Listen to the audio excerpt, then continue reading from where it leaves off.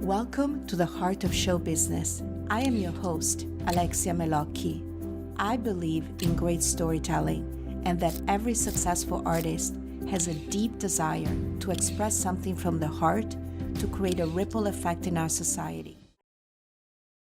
I have here with me the wonderful and amazing Finola Hughes, who is an incredible British actress, dancer, producer. Welcome to my show, Finola. Thank you so much for having me. I love dance movies. I mean, I've seen The Turning Point probably 25 times. And of course, also Staying Alive. And believe it or not, I didn't see it so much because it was a sequel to Saturday Night Fever, but because it was a dance film, that was my main drive. And I could see now because I was like, oh, look at this actress. She's a great dancer. I mean, did she have to train for it? Which obviously it was like a completely, you didn't have to try. I mean, you had to train, but it came effortlessly to you. And as I told you in our last Zoom when we spoke, it's like that line, how you delivered it, everybody uses everybody, don't they? And it's done so brilliant that I still use it as a mantra because we live in Hollywood and that's what happens. When I was doing that scene, I didn't think about the line at all. I just said it because it was in the script. And that everybody kind of hones in on that line. And it's very strange. And it's very interesting. And it's kind of true, obviously, because it does happen.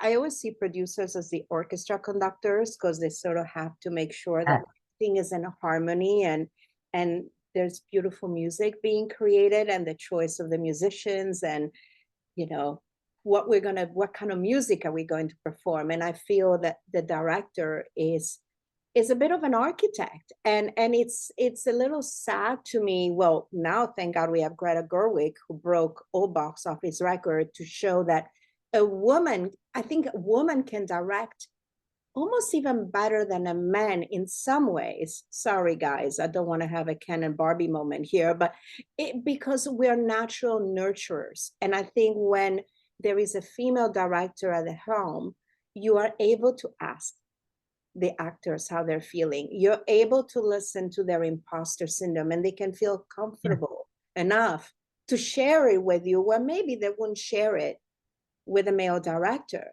So do you think that it is harder for women in general in Hollywood to be seen in a different way than versus just the beautiful on-screen performer or the producer who's just a great networker, but let's leave her do just a PR part of things? Do you think there is a lot of that still happening, or you think it's gotten better? Well, I feel like it's there. I think it lurks. I feel that there are straight paths that men walk and they just go. Women really navigate so many things.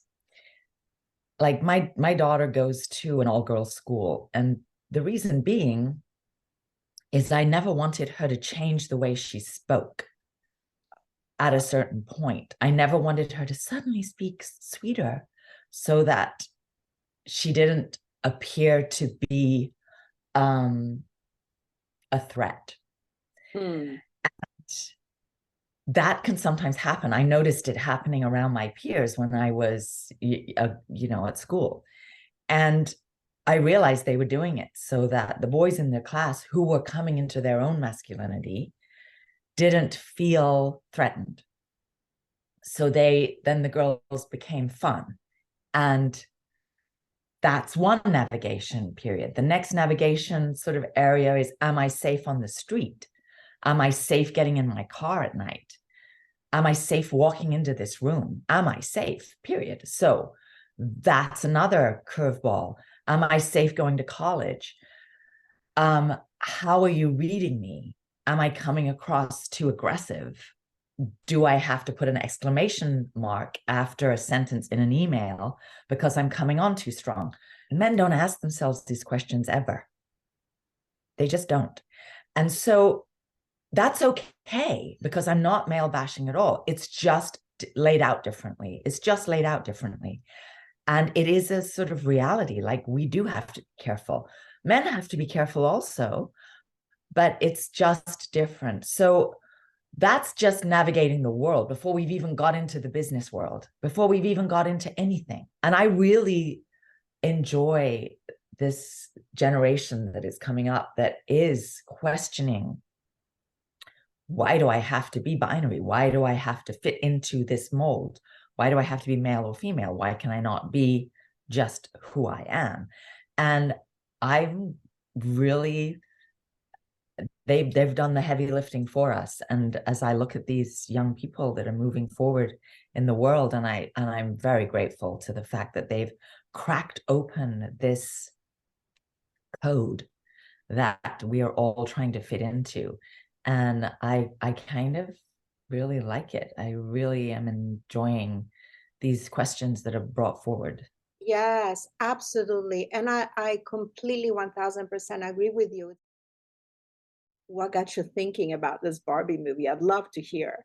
For me, the acquisition portion of what it takes to be a woman, or what it means to be successful, it was kind of, I was watching that, and it was taking my breath away a little bit. Like, all these things, it's like